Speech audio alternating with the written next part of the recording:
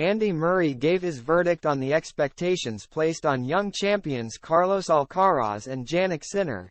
Andy Murray doesn't want to see Carlos Alcaraz and Jannik Sinner prematurely forced into a rivalry.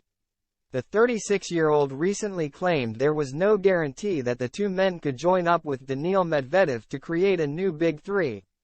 The former world number one has now explained that he believes Alcaraz and Sinner will spend the next decade fighting for majors, but he wants to see their rivalry form naturally instead of being rushed.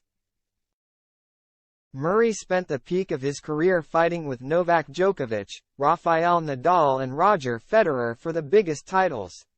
With Federer now retired and Nadal struggling with injuries and nearing the end of his career, the tennis world has been looking for the next competitors to fill their place.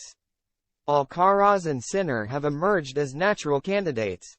They have already contested 7 matches, have won at least one Grand Slam title each, and have big wins over world number one Djokovic. But Murray recently admitted that he wasn't convinced that Alcaraz, Sinner and Medvedev could emulate the Big Three, claiming that it took time to create something like that. The 3-time Grand Slam champion has now clarified his comments, warning fans not to force Alcaraz and Sinner into an unnatural position when their competition would likely form on its own.